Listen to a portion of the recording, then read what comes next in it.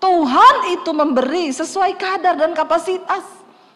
Makin besar rasa percayamu, maka makin besar pun kemuliaan Tuhan itu diperhitungkan kepada kita. Abraham itu percaya, ya, sekalipun tidak ada dasar untuk percaya kalau kita tadi lihat di sana, tetapi Abraham percaya. Apapun keadaannya, saudara, seringkali kita itu cuma baca Alkitab, lalu kita cuma lihat, tapi jarang dari kita yang mau belajar sungguh-sungguh. Yes, aku mau ya mengimani itu. Abraham dikatakan tidak ada dasar untuk dia percaya dan berharap. Nggak ada dasar. Kalau Tuhan yang berfirman, maka itu Saudara, jangan saudara pikir ya yang di Alkitab ini cuma ditulis hari itu bahwa Tuhan bicara kepada Abraham. Tuhan masih bicara kepada kita sampai hari ini. Kita melihat semua janji Tuhan itu terjadi. Ya, dengan penuh keyakinan dikatakan di sini, Abraham percaya bahwa Allah berkuasa untuk melaksanakan apa yang telah Ia janjikan. Itu dasarnya Abraham percaya. Allah yang janji, maka Dia yang berkuasa melakukan. Waktu engkau melihat keadaanmu tidak mungkin, engkau nangis dan bilang, Tuhan, aku mau percaya, itu tuh sudah diperhitungkan. Waktu keadaanmu rasanya tidak mungkin dan engkau bilang, Tuhan, rasanya sulit buat aku percaya. Bagaimana usahaku diberkati, bagaimana iniku diberkati. Itu rasanya kan tidak mungkin. Saudara, yang namanya iman, percaya hari-hari ini tuh gampang untuk diucapkan, tapi sulit untuk dilakukan.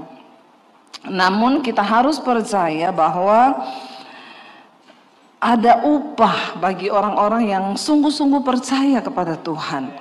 Ya, kalau kita disuruh percaya, ada dasar untuk percaya, ya rasanya gampang dan mudah. Tapi ketika kita disuruh percaya, tapi nggak ada dasar untuk percaya, itu yang susah, ya. Tetapi ketika kita melakukan dan tetap percaya, maka itu akan diperhitungkan sebagai sebuah kebenaran. Saya pengen kita baca dulu yuk, Roma pasal yang keempat, ayat yang ke-16 sampai ayat yang ke-25. Roma 4 ayat 16 sampai ayat yang ke-25. Firman Tuhan berkata di sana begini, saudara, ya. Kita baca sama-sama 1, 2, 3. Karena itulah kebenaran berdasarkan iman, supaya merupakan kasih karunia, sehingga janji itu berlaku bagi semua keturunan Abraham. Bukan hanya bagi mereka yang hidup dari hukum Taurat, tetapi juga bagi mereka yang hidup dari iman Abraham, sebab Abraham adalah bapa kita semua.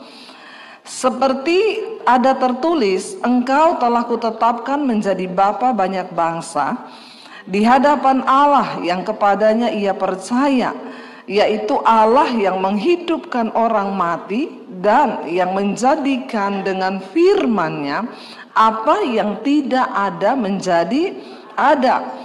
Sebab sekalipun tidak ada dasar untuk berharap, namun Abraham berharap juga dan percaya bahwa ia akan menjadi bapa banyak bangsa menurut yang telah difirmankan. Demikianlah banyaknya nanti keturunanmu. Imannya tidak menjadi lemah, walaupun ia mengetahui bahwa tubuhnya sudah sangat lemah, karena usianya telah kira-kira 100 tahun, dan bahwa rahim Sarah telah tertutup. Tetapi terhadap janji Allah ia tidak bimbang karena ketidakpercayaan, malah ia diperkuat dalam imannya dan ia memuliakan Allah dengan penuh keyakinan bahwa Allah berkuasa untuk apa? Melaksanakan apa yang telah ia janjikan. Karena itu hal ini diperhitungkan kepadanya sebagai kebenaran. Kata-kata ini yaitu hal ini diperhitungkan kepadanya tidak ditulis untuk Abraham saja, tetapi ditulis juga untuk siapa? untuk kita, sebab kepada kita pun Allah memperhitungkannya karena kita percaya kepada Dia yang telah membangkitkan Yesus Tuhan kita dari antara orang mati. Yaitu siapa? Yesus yang telah diserahkan karena pelanggaran kita dan dibangkitkan karena pembenaran kita. Amin, saudara. Wow, enggak? Jadi jangan bilang itu kan cuma untuk Abraham. Ya, dengan jelas ayat ini tadi berkata, ya, lalu Abraham itu percaya, ya, sekalipun tidak ada dasar untuk percaya kalau kita tadi lihat di sana, tetapi Abraham percaya.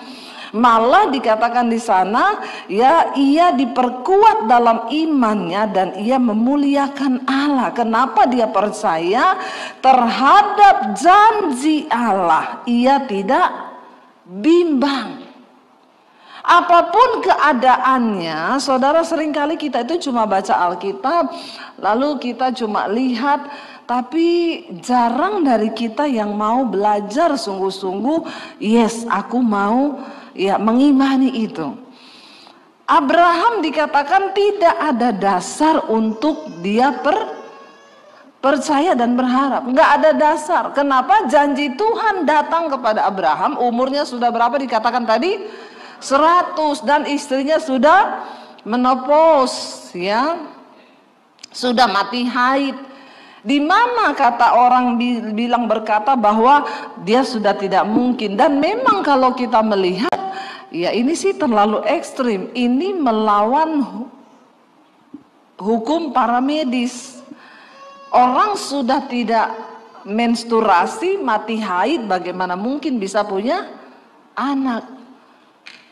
Tapi seringkali kita ini lebih percaya apa yang kelihatan, apa kata manusia daripada apa kata Tuhan. Makanya Tuhan tidak memperhitungkan itu menjadi upah kebenaran dalam hidup kita. Ya, karena ya kita lebih percaya. Ada orang datang sama saya, Bu, saya divonis dokter umur saya tinggal 6 bulan. Saya kena cancer, Bu. Dokter bilang umur saya tinggal 6 bulan. Saya tertawa, saudara. Saya bilang, oh, ibu divonis tinggal 6 bulan. Masih lama ya, Bu? Lama nggak, saudara?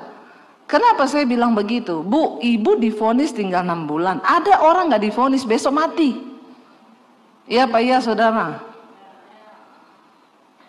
Halo? Ibu masih divonis 6 bulan. Berarti masih... Amin. Masih lama, Bu, masih bisa siap-siap, masih bisa buang kepahitan, masih buang. Makanya kita ini pendeta harus berhikmat loh, Pak. Karena jemaat tuh kadang kalau datang tinggal 6 bulan, Bu, terus mau apa? Mau minta diperpanjang. Itu kedaulatan Tuhan. Saya bilang 6 bulan masih lama, Bu. Teman saya tuh loh, suaminya lagi main HP di kamar. Pak, aku tak turun masak, siapin kamu makanan ya, supaya nanti kalau udah masak turun ya makan. Iya, 30 menit istrinya masak. Naik mau panggil suaminya, udah meninggal di kamar. Dia telepon saya, Bu, kalau saya tahu loh, seandainya saya tidak turun masak loh, mungkin saya lihat waktu dia dipanggil Tuhan.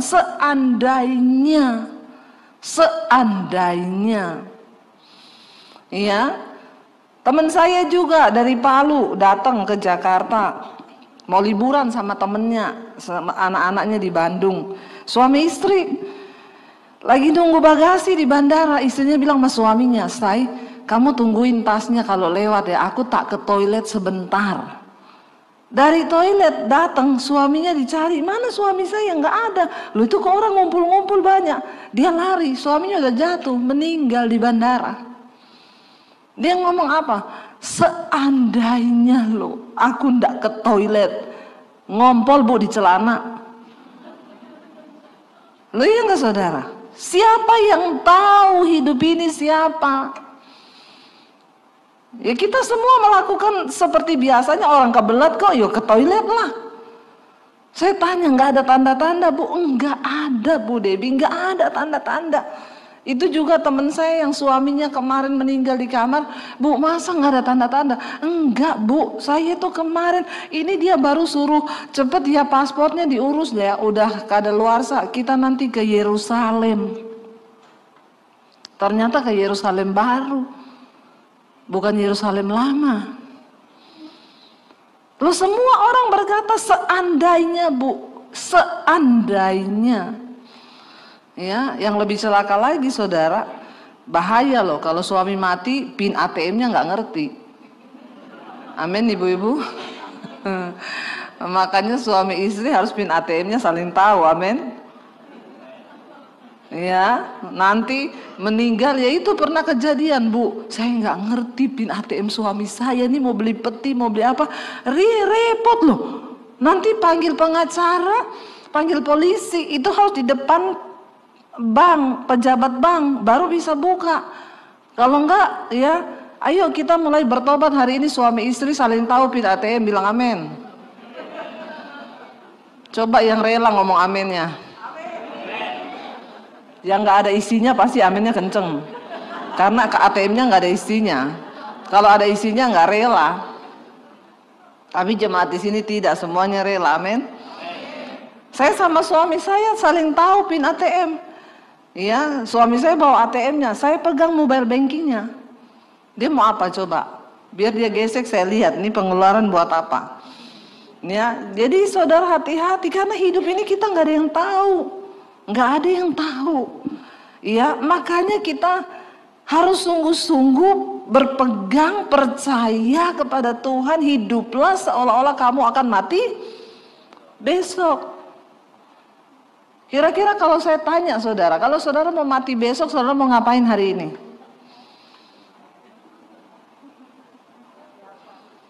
Persiapannya apa? Beli peti. Ya. Kalau di Jakarta orang booking tanah di San Diego Hills. Ya, satu lubang ada 1 M lebih, tergantung lokasi. Kalau yang ada taman-tamannya bisa 2 M, 3 M. Teman saya bilang, saya sudah punya lubang di sana 5 loh Bu, untuk 1 keluarga. Saya bilang, kapan masuknya Bu? Kalau sudah siap lubang berarti kan siap masuk loh. Dia bilang, ih jangan ngomong begitu Bu. Loh, orang tuh kalau sudah siap lubang berarti siap masuk. Engkau sudah beriman, segera mah. Kalau belum siap enggak usah beli lubang. Mending uang itu dipakai buat bangun gereja di desa. Amin. Nggak usah mikirin matimu, siapa yang mau kubur, nanti ada juga yang kubur. Yang penting mikir hidupnya ini loh. Amin. Banyak orang tuh salah, yang dipikir matinya, nanti beli petinya gini yang ada gambar Yesus, yang harga berapa ratus juta, nanti beli bunganya, nanti kuburnya di sini pakai bajunya apa. Mikir waktu hidup ini, Tuhan apakah hidup saya ini sudah berkenan? Apakah aku sungguh-sungguh percaya? Alkitab berkata, kenapa Abraham diperhitungkan itu menjadi sebuah kebenaran? Karena Abraham penuh dengan keyakinan ya terhadap janji Allah, ia tidak bimbang. Kenapa Abraham memiliki iman yang begitu luar biasa dan semua rencana Tuhan terjadi atas hidupnya? Karena terhadap siapa? Terhadap janji Allah, dia tidak bimbang sedikit pun. Saudara, saya beberapa tahun lalu saya dapat visi dari Tuhan untuk bangun sekolah Alkitab, sekolah misi. Saya itu ketawa dalam hati, Tuhan, aku ini siapa loh? Siapa aku ini Tuhan? Aku ini bukan orang kaya yang punya harta puluhan miliar.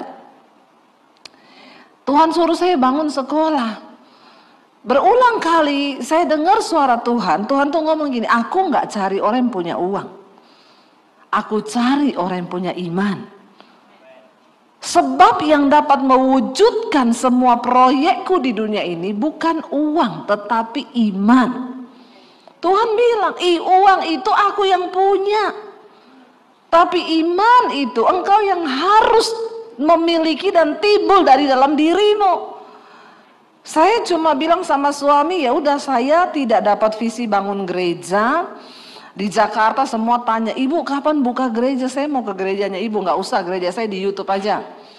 Kamu dengar di YouTube, imanmu bertumbuh, selesai. Sudah banyak gereja lah di Jakarta. Semua pada buka gereja, gereja sudah menjamur. Yang heran tidak ada pertambahan jiwa, yang ada cuma perputaran jiwa. Putar-putar di situ saja, kepahitan sini pindah sana pindah sini, ya di sini tidak, semua bertobat, amin. Aminnya biasa aja, nggak usah sambil mengintimidasi saya. Haleluya. Ya jadi saya bilang, saya berdoa Tuhan taruh visi apa. Nah Tuhan itu berbicara secara pribadi kepada saya. Hari ini semua orang bicara tentang penuaian. Tapi yang menjadi warning dari Tuhan Yesus, di garis bawah Yesus bilang penuaian memang banyak, tapi pekerjanya sedikit. Ya, pekerja cuma sedikit. Yang di gereja aja itu belum tentu 100% pekerja. Ya, ada semua yang datang melayani itu hanya demi kepentingan. Di sini tidak sih. Di sana. Ya, ada semua yang cuma demi kepentingan. Yang benar-benar bekerja, punya hati Tuhan, rindu untuk menyelamatkan jiwa, itu bisa dihitung dengan jari. Makanya Yesus berkata, tuaian banyak, pekerja sedikit. Nah saya ini mendapat visi dari Tuhan, persiapkan pekerja, persiapkan para penuai. Ladang banyak, kalau yang menuai sedikit nggak bisa.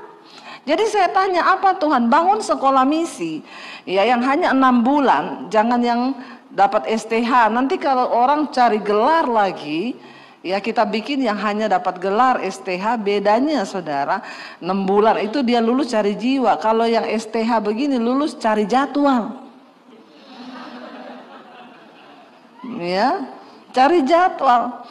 Jadwal saya dong, saya sekarang STH. Ya. Roto-roto naik lagi jadi MTH, makin tinggi hati, wes. Jadi saya berdoa, Tuhan tuh bilang bikin sekolah misi, ya. Saya tanya di mana Tuhan? Waktu itu saya pikir ya udah daerah dingin, pokoknya dapatnya itu di daerah dingin. Makanya saya kalau pelayanan ke Surabaya, saya lewat Solo dengan suami, sekalian naik mobil kita ke Karanganyar, cari-cari tempat di sana. Ya, saya sudah siapin uang sekian untuk kita cari tanah. Cari nggak ketemu, minta teman beberapa orang, ya minta data-data, ada yang harganya murah, izinnya di situ susah untuk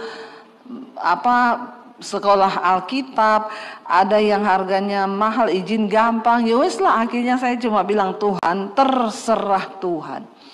Aku beriman, aku percaya kalau ini visi dari Tuhan, itu akan terjadi. Tapi saya nggak tahu di mana dan saya tidak tahu bagaimana. Pokoknya aku nangkep dan aku cuma percaya. Kalau Tuhan yang berfirman, maka itu Saudara, jangan saudara pikir ya yang di Alkitab ini cuma ditulis hari itu bahwa Tuhan bicara kepada Abraham. Tuhan masih bicara kepada kita sampai hari ini. Amin. Dia masih Tuhan yang hidup, seperti dia bicara kepada Paulus, dia bicara kepada Abraham, dia bicara kepada orang-orang zaman dahulu. Tuhan kita tuh masih sama. Tapi kita mau percaya nggak? Kita mau buka hati nggak? Ya kalau zaman ini mungkin masih ada, bisa ditulis Alkitab ya, mungkin ada Debi 1, Debi 2, Debi 3 gitu ya. Itu saya sampai ketawa sendiri. Mungkin karena perjalanan kita mengiring Tuhan, mengalami tuntunannya, itu kalau dibukukan saudara, dan kita dapat firman dari Tuhan yang secara pribadi dia berbicara, bukan cuma di Alkitab ditulis hanya sebagai contoh dan teladan bahwa itu pernah terjadi, dan itu juga masih bisa terjadi sampai hari ini. Makanya tadi dikatakan hal itu terjadi bukan hanya buat Abraham, tapi buat kita yang sampai hari ini hidup dan percaya kepada Yesus Kristus Tuhan. Lalu Saya berdoa terserah Tuhan, tapi aku percaya kalau Tuhan yang berkata, Tuhan yang berfirman pasti terjadi. Tiba-tiba ada jemaat Mesbah Doa dari Semarang, saudara. Bu, saya tuh punya tanah di Bandungan 4.500 meter. Saya dengar ibu mau bikin sekolah misi Alkitab. Iya, kalau ibu mau lihat tanah saya, coba ibu lihat, kalau cocok, ayo bu, apa yang saya bisa lakukan. Saya pergi lihat, cocok saudara. Itu di depan ada rumah retreat, ya di depan lagi ada panti jompo Katolik, dan izinnya di situ mudah, ya samping kiri kanannya gunung. Saya bilang, Tuhan, saya mau Tuhan. Ya saya mau dan saya ingin benar-benar apa yang sudah Tuhan katakan itu terjadi. Lalu saya lihat, bagus banget. Ya udah, bapaknya bilang, ayo kita ke notaris ya bu, kita tanda tangan supaya enak semuanya. Saya bilang, Tuhan, oke, berarti uang saya yang buat beli tanah itu ada untuk bangun. Lalu Tuhan pertemukan, datang orang yang jadi pemborongnya ndak dibayar, jemaat Mesbah Doa suami istri. Dia malah ngomong, bu, saya ikut nombok kalau kurang. Puji Tuhan, haleluya enggak? 12 kali saudara. Lalu yang gambar juga enggak mau dibayar. Dia dengan sukarela gambar, tuh gambar kan mahal saudara. Nih udah selesai gambarnya. Lalu kita mulai bergerak. Oke, nanti peletakan batu pertamanya Januari yang lalu ya. Ibu datang ya, oke. Pemborongnya bilang, bu datang nanti bawa uang awalnya 400 juta aja dulu. Nanti kita bisa belanja, oke. Saya bilang sama suami, saya ada uang 100 juta di tangan ya. Nanti sisanya kita ambil aja di rekening ya.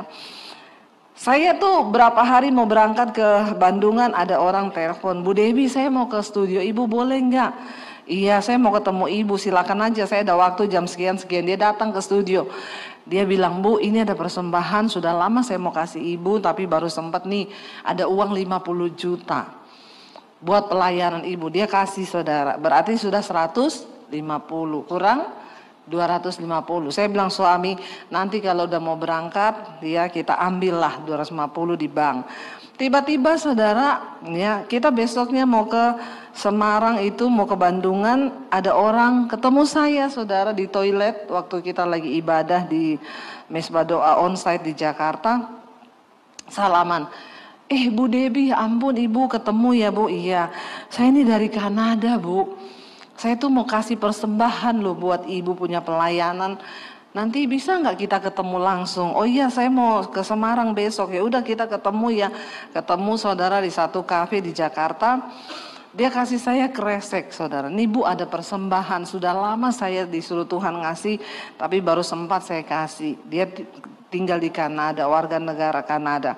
Akhirnya kita pulang ke rumah, saya hitung 250 juta. Saudara, itu kan kok pas loh. Kok bisa Tuhan itu, saya tuh nangis loh saudara. Tuhan tuh ngomong, ya kalau aku yang berfirman,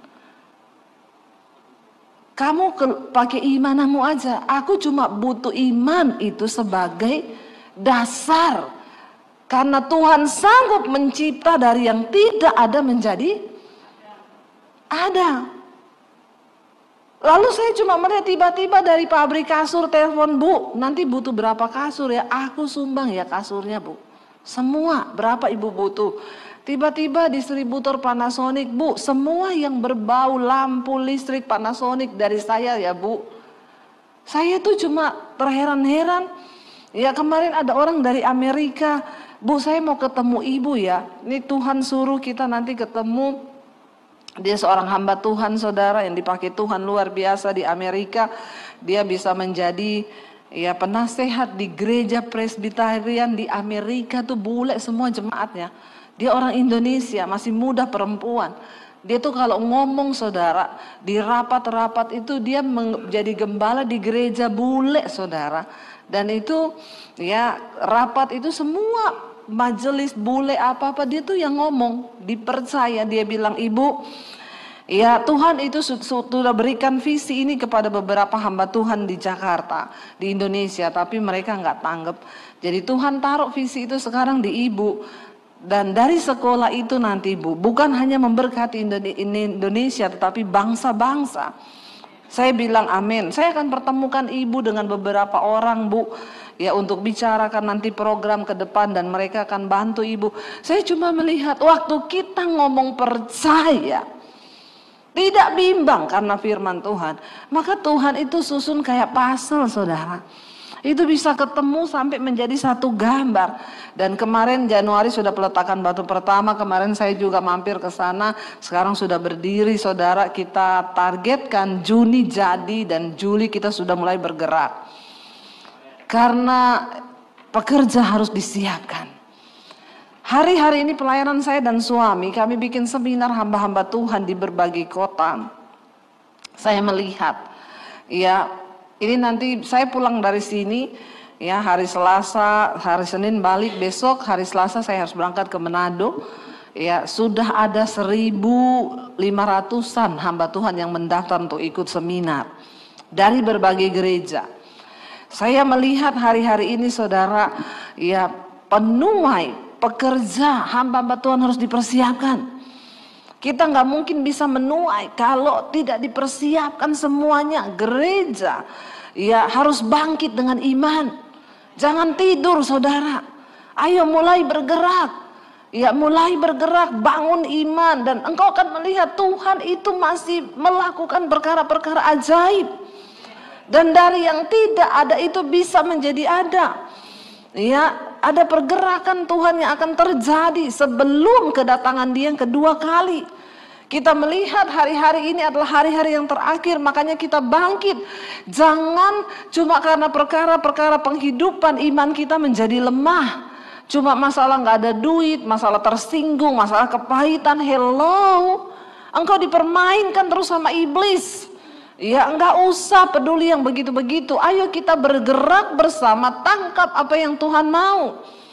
Ya, dan saya melihat, saudara, semakin, puji Tuhan, nanti siang mungkin saya akan tayangkan bagaimana pelayanan kami.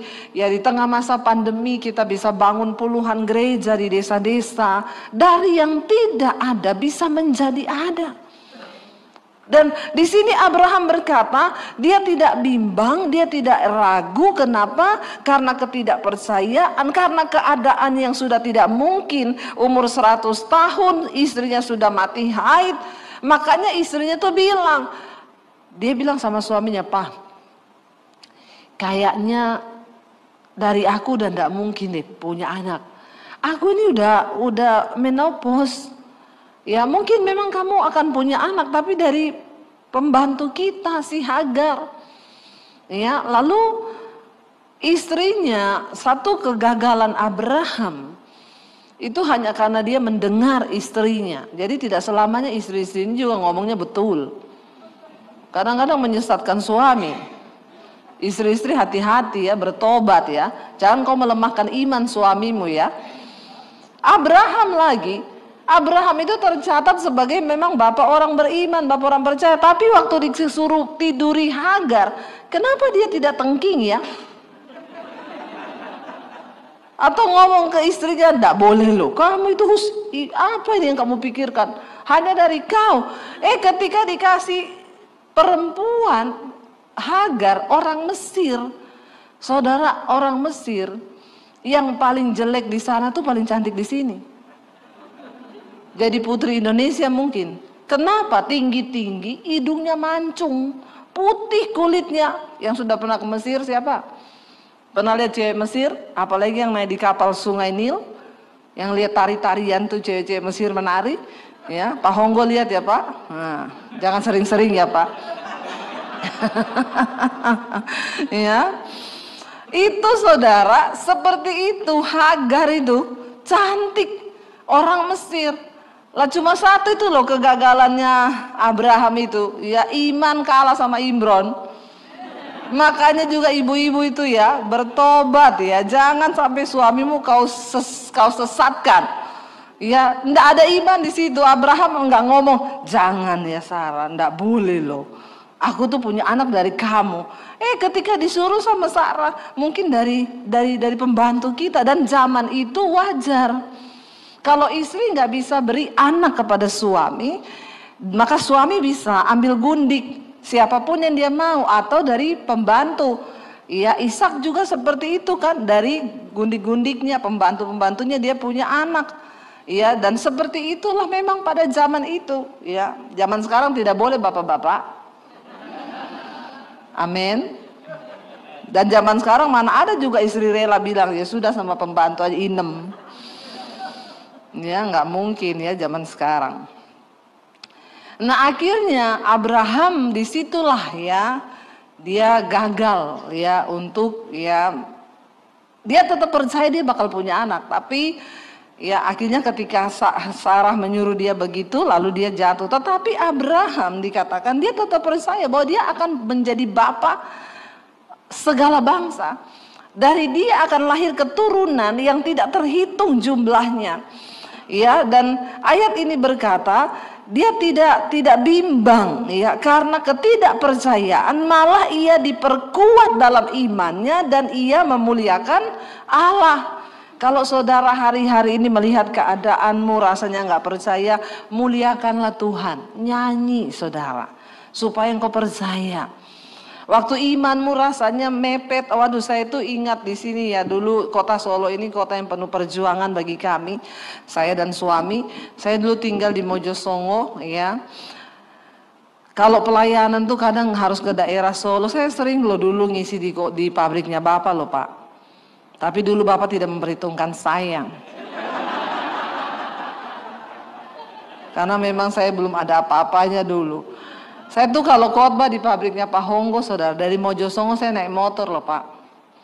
Naik motor sampai ke Teluan. Ya panas saudara, habis itu saya khotbah, saya pulang lagi, saya bawa motor sendiri Pak dulu. Ya, karena suami juga ya ada pelayaran sendiri. Jadi ya itu saya dari Mojosongo sampai ke Teluan sana. Pelayanan ke Jaten naik motor saya sendiri ya. Itu jadi kota ini kota yang penuh pengalaman bagi saya, penuh kenangan ya, pahit dan manis ya bersama dengan Tuhan. Ya, dan akhirnya saya waktu itu dapat panggilan untuk meninggalkan kota Solo. Saudara tahu, saya tuh setiap hari kalau pelayanan naik motor sendiri, air mata saya tuh mengalir di atas motor. Saya tuh ngomong, Tuhan ada apa ya? Kenapa saya tuh nangis terus? Saya kayak merasakan hati Tuhan. Lalu satu saat saya udah nggak tahan. Saya ini nangis bukan karena banyak cicilan, ya cicilan banyak, tapi nggak pernah nangis karena cicilan saya. Saya nangis karena saya merasakan sesuatu. Lalu akhirnya waktu itu pelayanan di Persekutuan Doa Harmoni, kalau saudara ingat yang sekarang jadi apa Mangkunegaran itu loh. Di situ dulu ada Persekutuan Harmoni kan, saya pelayanan di situ. Itu sekarang jadi apa ya saya? Saya lihat udah rame ya tempat itu sekarang, Wedangan ya. Wedangan yang di pojok itu loh. Itu dulu di situ tempat doa, di situ tempat doa. Waktu saya dulu ada koperasi di situ, ada di samping koperasi itu ada tempat doa. Nah, waktu saya tuh dapat panggilan Tuhan itu, Tuhan tuh ngomong, kamu harus ambil doa puasa. Aku tuh mau bicara sesuatu. Akhirnya sekarang jadi apa di situ Bu? Yang kopi itu di samping itu, di Mangkunegaran itu, Omah Sinten. Nah, Omah Sinten, omahku gitu. Orang sinten-sinten. Nah, Omai Debbie Basir dulu itu. Saudara, tempat itu berkesan. Kenapa? Karena di situ dulu Tuhan pernah berbicara kepada saya. Waktu itu saya dapat suara Tuhan bahwa Tuhan itu akan menyatakan sesuatu. Saya puasa. Saya datang ke situ, saya berdoa. Saya bilang sama teman saya yang urus persekutuan itu, Ci, aku tak pinjam tempat, mau ngapain? Saya mau berdoa. Jadi saya datang di situ naik motor, saya berdoa di situ. Saya tanya, Tuhan apa yang kau mau sampaikan? Tuhan tuh banyak bicara hari itu, ngomong gerejaku hari-hari ini seperti ini, hamba-hambaku seperti ini. Mereka menyakiti hatiku gini. Karena itu aku akan memilih kamu. Kamu akan pergi tinggalkan kota ini seperti Abraham. Lalu saya berdoa, saya nangis di situ. Tuhan ngomong aku akan memakai kamu gini. Saya nangis saudara, cuma saya sendiri. Saya doa puasa sendiri, besok saya datang lagi. Sampai saya dapat Tuhan tuh ngomong, aku akan bawa kamu keluar dari kota Solo ini. Saya simpen itu, saya bilang Tuhan kalau memang ini dari Tuhan, ya pasti Tuhan juga bicara sama suami saya. Gak mungkin tuh saya dapat sendiri. Satu kali ya suami saya tuh, kita lagi duduk-duduk ya di rumah, dia bilang gini, Say, kamu rasa gak sih kayaknya Tuhan tuh mau bawa kita pindah ya dari Solo. Waduh, saya kaget saudara di situ. Saya bilang, kok kamu mau bisa ngomong kayak gitu? Kenapa? Enggak, aku rasa aja. Tuh saya bilang sama dia, iya saya juga dapatnya begitu. Lalu dia bilang, kira-kira kemana ya Tuhan mau pindahkan kita ya? Dia langsung ngomong ke Batam. Terus saya bilang, kenapa kamu yakin banget ke Batam? Karena dulu saya sekolah Alkitab di Bandung. Dia bilang, itu saya sebenarnya mau ditugaskan ke Batam.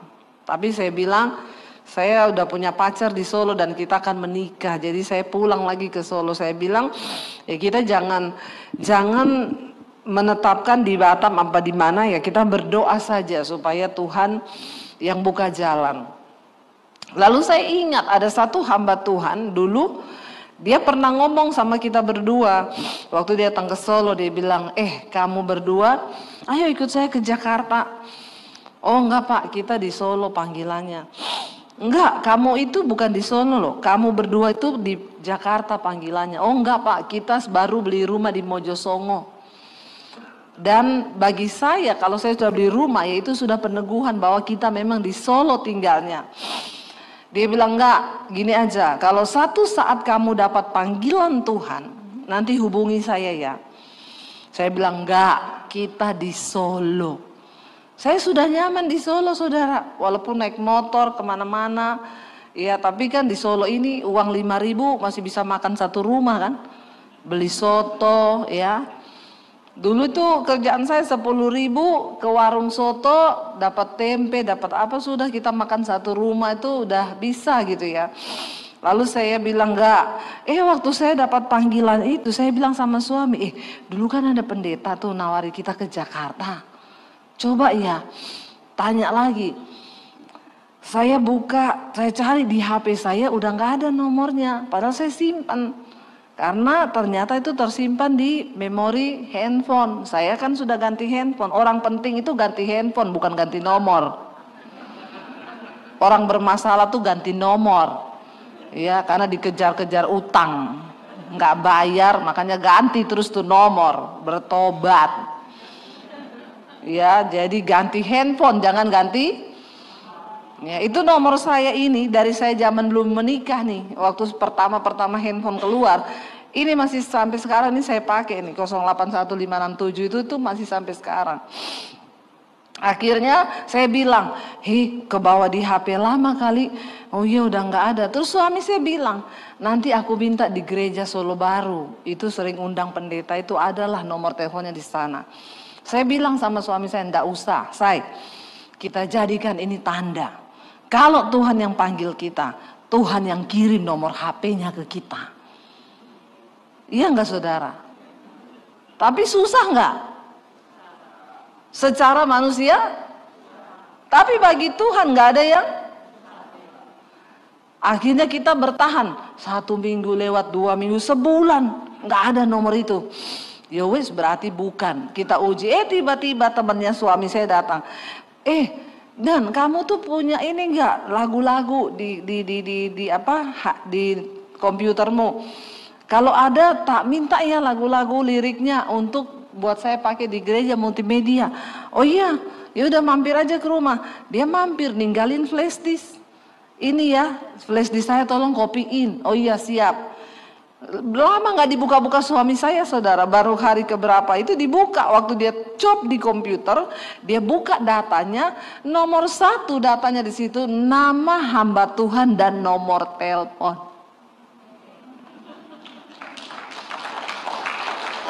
Buat saudara tepuk tangan, buat saya Karena saya udah nggak bisa mikir mau bawa anak pindah. Kalau memang Tuhan suruh pindah, di rekening saya tuh nggak ada uang 1M, 2M.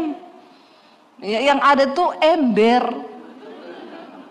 Ya, mau bawa anak pindah tuh kan butuh biaya. Anak saya satu udah TK, yang 2 SD.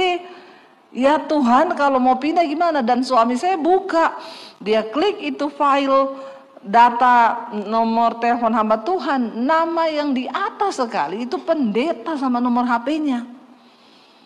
Suami saya kayak orang lihat setan. Dia teriak-teriak, "Non, non, sini lu, non." Dia panggil saya non, artinya nonong nih. Orang nonong tuh pinter, saudara.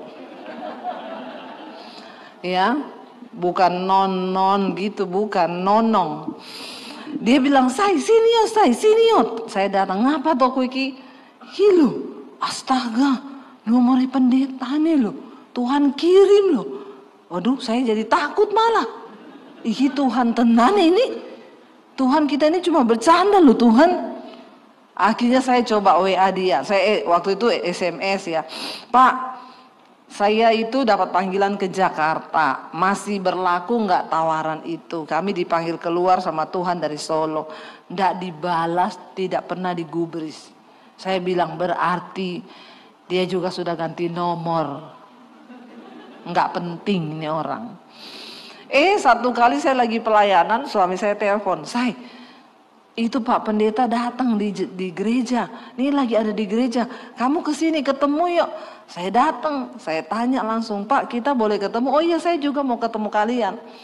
Begitu ketemu, dia bilang, saya tanya, "Bapak terima WA saya selama ini?" "Terima." "Terus kenapa Bapak nggak balas?" "Saya berdoa kalau memang Tuhan yang panggil kamu, nanti kita ketemu tanpa janjian." Dan sekarang terjadi, kita ketemu nggak janjian. Makin takut lagi saya. Waduh, berarti beneran ini. Akhirnya dia bilang, "Ya udah, kapan siap berangkat ke Jakarta? Lihat dulu tanah Kanaan, negeri yang penuh susu dan madu. Kalian kapan berangkat dulu jadi pengintai?" Yang dulu dikirim 12 orang pengintai Israel, kita berdua. Tapi untung kita jadi Yosua dan Kaleb. Kita berangkat ke Jakarta. Lihat pelayanannya, saya mulai ketemu dengan jemaatnya di sana.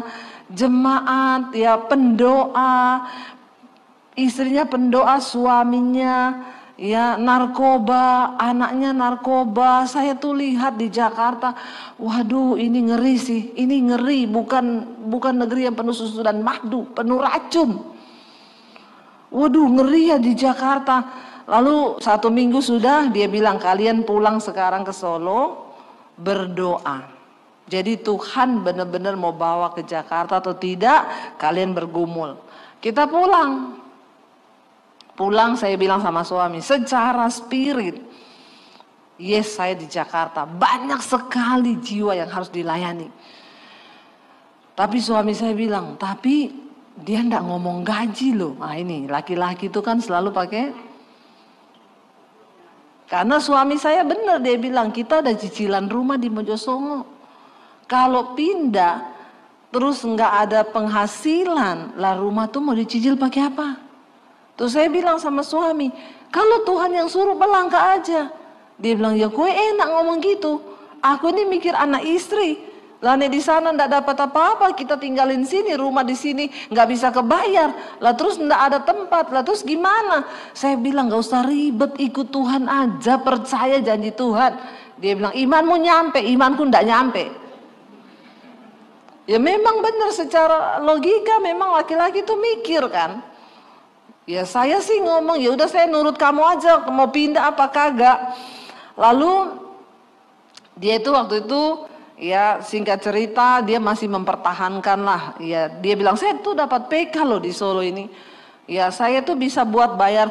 Tiba-tiba saudara itu PK dihilangkan. Tapi itu rencana Tuhan. Dia dipanggil waktu itu sama orang gereja. "Dan maaf ya, ini semua PK dihilangkan termasuk kamu." Dia bilang, "Waduh iya ya Pak, saya sekalian pamit ya Pak, saya mau pindah Jakarta." Karena sudah dihilangkan langsung pamit. apa yang dia pegang itu Tuhan hilangkan loh. Saya pamit ya Pak kalau gitu. Lu kok mendadak sekali pindahnya? Sudah kita gumuli dan ini menjadi tanda bagi saya. Besoknya ditelepon, dan semua dihilangkan kecuali kamu. Saya bilang, kalau ini sudah tawaran setan loh. Nek kamu mau meneh itu bahaya loh, kayak urusannya sama Tuhan.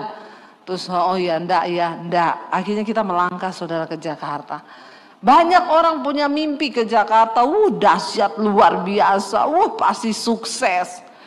Kalau engkau nggak beriman dan percaya pada Tuhan, pulang. Banyak orang merantau pulang dengan tangan hampa dan kosong. Kita di sana setahun nggak ada pelayanan, sama sekali nggak ada pelayanan. Saya tuh sampai mau stres saudara. Kita tiap hari pelayanan di sini. Anak-anak saya masih tinggal di rumah di Mojosongo, belum bisa bawa. Jadi ibu mertua saya waktu itu ya bantu mengurusi. Kita setiap 2 minggu sekali pulang. Tadinya masih punya uang, pulang naik pesawat berdua lihat anak. Lama-lama nggak ada uang, naik kereta. Lama-lama nggak ada uang, naik bus. Saya pernah nggak punya uang, cuma 200 ribu waktu itu.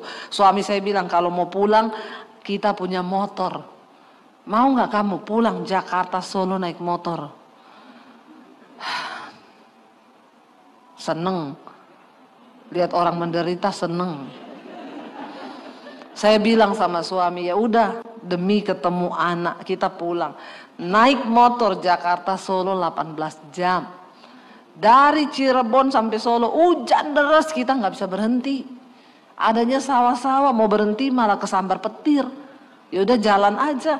Mau makan pun nggak ada duit, mau makan berhenti di mana? Nggak ada saudara. Ya udahlah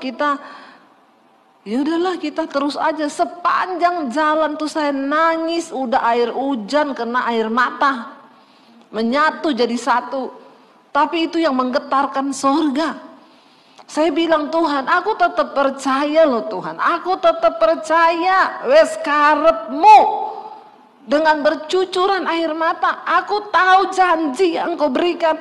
Bahwa akan ada perkara besar nanti di Jakarta. Tapi aku enggak tahu caranya gimana. Ini aja kita enggak ada duit sama sekali. Ternyata kita memang diajak pelayanan di sana, tapi nggak dikasih persembahan setiap bulan. Jadi ya hidupnya ya tergantung imanmu. Dan puji Tuhan memang kita nih selama ini sampai hari ini kami tuh benar-benar, saya baru sadari saudara, sampai ketika awal pandemi saya tuh baru menyadari kita ini nggak ada slip gaji dan memang nggak pernah dapat gaji. Karena kita nggak pernah jadi full time atau pegawai yang digaji tetap tiap bulan. Jadi benar-benar saya baru sadari, kita ini hidup dengan iman loh. Benar-benar hanya dengan iman. Saya bilang kok kewanin ya. Baru sadar saya. Makanya di Jakarta mau ambil rumah, mau beli mobil, kredit. Selalu jadi masalah dan tidak pernah disetujui bank. Kan ditanya slip gajinya mana Bu? Nggak ada Pak. Lah terus ibu ini hidup dari mana? Gaji saya dari sorga. Lah slipnya dengan iman Mas. Masnya bilang, maaf ya Bu, bank belum bisa terima slip dengan iman. Kebetulan bos saya tidak beriman. Jadi kita tuh nggak bisa kredit, nggak bisa nyicil karena memang nggak ada slip gaji. Ya puji Tuhan sih sekarang semua beli cash ya. Tepuk tangan buat Tuhan Yesus. Saya melihat saudara, hari ini kalau Tuhan berkati kami bisa sampai sekarang. Ya, kita kemarin pulang naik mobil saudara. Suami saya itu bilang, "Say, ingat enggak dulu kita loh pulang naik motor loh, panasnya itu kayak gini." Saya bilang, "Oh ya Tuhan tuh ajaib." Dikatakan saudara firman Tuhan di sini, kenapa Abraham bisa melihat semua janji Tuhan itu terjadi? Ya, dengan penuh keyakinan dikatakan di sini, Abraham percaya bahwa Allah berkuasa untuk melaksanakan apa yang telah Ia janjikan. Itu dasarnya Abraham percaya. Allah yang janji, maka Dia yang berkuasa melakukan. Saya tanya saudara, kalau hari ini Pak Honggo janji sama saudara kasih duit, saudara percaya nggak? Amin. Pak Dayat yang aminnya kenceng loh Pak. Ya, berarti saya yakin loh, kenapa Pak Dayat aminnya kenceng? Karena dia kenal Pak Honggo. Kalau dia janji pasti dikasih, iya nggak Pak? Tapi Bapak nggak pernah janji loh sama saya ya. Janji dong Pak. Iya. Saudara ya, kalau Pak Honggo yang janji ya Pak Dayat percaya karena hubungan mereka tuh baik, tiap hari ketemu. Jadi Pak Dayat tuh yakin banget bahwa Pak Honggo kalau berjanji pasti ditepati karena ada hubungan yang dekat sehingga dia percaya. Nah saudara, kalau ada orang yang janji sama saudara yang pegang kamera ini tiba-tiba janji sama saudara, saudara percaya nggak? Enggak loh. Mas sudah kamu pensiun saja. Semua tidak percaya loh. Kenapa enggak percaya? Karena kita nggak kenal dia kan. Namanya aja saya nggak tahu. Pengenalan kita kepada Tuhan itu akan menentukan rasa percaya kita kepada Tuhan. Karena itu saudara, kenali Tuhanmu. Banyak baca firman. Abraham itu nggak ragu. Apalagi dikatakan di sini Tuhan yang berjanji. Nah kalau Tuhan yang berjanji dia tepati nggak saudara? Nah tapi kenapa sering kita nggak melihat janji Tuhan? Karena kita yang tidak percaya. Abraham nggak ragu, dikatakan dia mempermuliakan Tuhan sebab dia yakin bahwa Allah berkuasa untuk melaksanakan apa yang telah ia janjikan. Karena itu hal ini diperhitungkan kepadanya sebagai kebenaran. Loh saudara ya, karena itu hal ini diperhitungkan sebagai kebenaran kepada Abraham. Coba ditayangkan ayatnya saudara. Ya, kata-kata ini ya. Nah ini saudara, kata-kata ini yaitu hal ini diperhitungkan kepadanya tadi itu tidak ditulis untuk Abraham saja. Bilang kanan kirimu, tidak cuma untuk Abraham loh, tapi buat kamu juga loh. Ngomong saudara, ngomong dengan penuh keyakinan, dengan iman, maka itu terjadi. Bilang ya, itu bukan cuma buat Abraham, tapi buat kita juga, buat kamu, buat anakmu, buat cucumu, buat keturunanmu, buat suamimu, buat setiap kita yang mau percaya. Ya hari ini apakah terjadi apa yang Tuhan nubuatkan kepada saya? Yes. Ya, tapi itu tidak langsung, diuji dulu iman kita. Kita berapa tahun saya di Jakarta? 13 tahun di Jakarta. Saya baru mengalami Tuhan itu menggenapi sebelum pandemi itu loh. Awal pandemi. Di awal pandemi itu channel YouTube saya ya 50.000 subscribe-nya. Dan kita melihat bagaimana Tuhan menggenapi waktu pandemi itu, channel saya bertambah satu hari 1.000 subscribe. Enggak wow ya? Biasa aja ya buat saudara ya. Ketahuan nggak punya channel YouTube ya. Jadi nggak tahu betapa susah mencari subscribe, 1 biji aja susah. Ya, punya saya sehari tambah 1.000, hari ini 630.000 subscribe. Tepuk tangan buat Tuhan Yesus. Saya imani tahun ini 1 juta dan Tuhan memberkati kami luar biasa. Ya, dan ketika saya diberkati, apakah untuk kami nikmati sendiri? Enggak, Tuhan suruh bangun tuh gereja-gereja di desa, bantu pendeta-pendeta di desa. Setiap bulan kami support pendeta di desa-desa. Buat mereka uang 2,5 juta itu berarti buat sekolahin anak, buat kuliahin anak. Ya, mereka yang perpuluhannya cuma cabai, bawang, tomat. Ya, siapa yang menyangka saudara? Ya, apa yang kita lakukan rasanya ya tidak mungkin, tapi waktu engkau percaya, saya melihat kayak sekolah ini Tuhan, wow, ya sudah berdiri dan saya belum keluar uang, ya saya cuma melihat apa yang Tuhan buat itu, saya cuma wow. Apa yang kami nikmati hari ini, saya cuma bisa berkata, wow. Apakah itu terjadi karena kuat dan gagah saya? Enggak. Karena ini loh, ayat ini berkata, kata-kata ini, yaitu hal ini diperhitungkan kepadanya, tidak ditulis untuk Abraham saja, tapi bagi Debbie juga. Bagi Pak Honggo juga. Bagi Pak Dayat juga. Bagi Ibu Suklan juga. Bagi setiap kita. Bagi kameramen juga. Kita hibur dia dong ya. Supaya dia tidak kepahitan, saudara tidak percaya kepada dia. Ya, bertobat ya. Dia anak yang baik terlihat dari wajahnya ya. Saudara, bagi setiap saudara dan saya yang mau percaya, dikatakan di sana ya, diperhitungkan bagi kita ya, ditulis dikatakan ya, bukan untuk tetapi ditulis juga untuk kita, sebab kepada kita pun Allah memperhitungkannya. Jadi jangan main-main dengan kata percaya.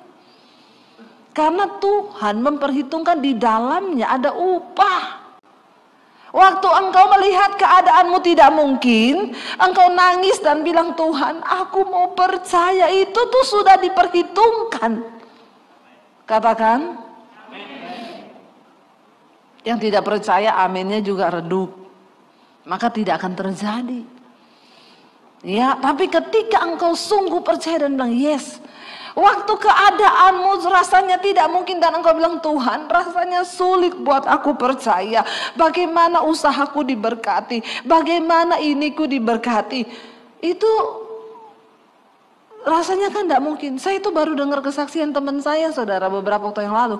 Di pandemi dia itu nggak punya harapan, tinggal pegang uang 300.000. Teman-teman lamanya datang, lu tinggalin aja jadi gembala. Lu ngapain jadi gembala? Lu dari dulu hidup kaya. Ya, dia bilang, Bu, kalau ibu prosesnya dari miskin OTW kaya toh. Nah, saya dari kaya OTW miskin. Saya bilang selamat, sama-sama menderitanya. Jadi baku gantian dulu kita. Ya. Dia bilang, tapi berat loh, Bu, dari kaya OTW miskin. Tapi saudara, ketika dia dapat tawaran balik aja ke dunia sekuler, tinggalin penggembalaan, dia ngomong enggak. Aku sudah bernasar kepada Tuhan untuk mengiring Tuhan dan menjadi gembala.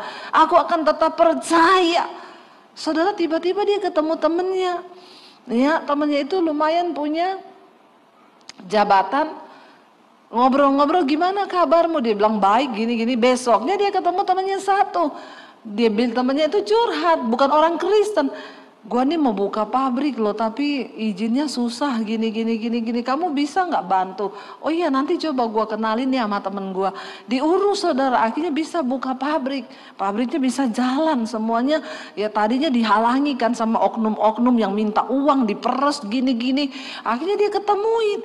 Tiba-tiba temennya itu bilang, bro, thank you ya, pabrik saya udah jalan, minta nomor rekening dong. Di tengah kesulitan, di tengah pandemi yang uangnya udah nggak ada dan dia hanya hidup menumpang dari mertua.